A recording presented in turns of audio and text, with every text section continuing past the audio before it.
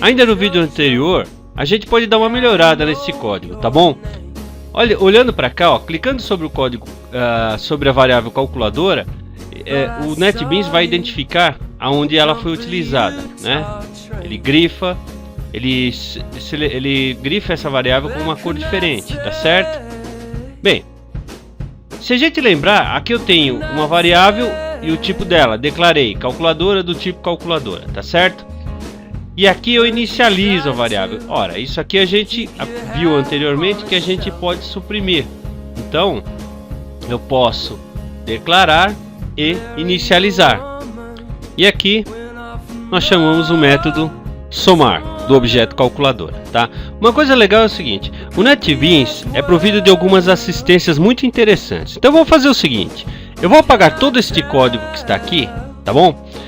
E a ideia é assim: eu vou digitar new o, e não digite mais nada, apenas digita new o, e isso quer dizer novo objeto. Quando você clicar na tecla Tab, lá no canto à esquerda do teu teclado, Tab, então eles por si só, a assistência prepara o formato da linha que você pretende chamar.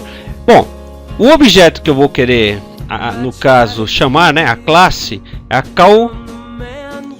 calculadora. Então assim, eu já digitei até aí calcula. Então, se vocês observarem, ele já vai preenchendo o nome da variável e também da classe, no caso da construtora da classe que eu pretendo criar, ou da classe cujo objeto eu pretendo criar. Agora, se eu digitar nesse momento Ctrl/ de espaço, ele já achou o objeto, a classe calculadora aqui. Então eu dou Enter e aí ele preenche toda a frase aqui, toda a sentença, né, ó, de graça para mim. Então lembra, new o, tá certo? Ó, vou repetir aqui, ó, new o tab. E aí você começa digitando o nome da classe aqui. Com Ctrl/ de espaço ele vai achar essa classe, aí você dá Enter e ele preenche o resto para você, tá ok?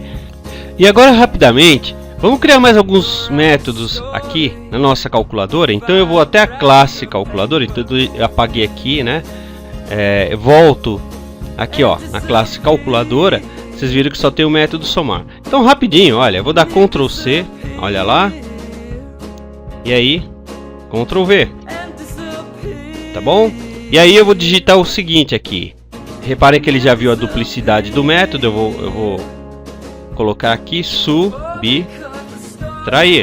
Bom, então agora eu vou fazer a subtração entre número 1 e número 2. O que eu mudo? Só mudo o sinal aqui, né? Ó.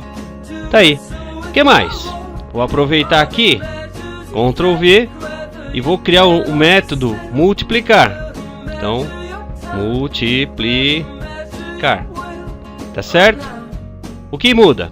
Aqui, ó, basta tirar um mais e colocar o asterisco. Aqui nesse caso da multiplicação eu não preciso desses parênteses aqui, tá?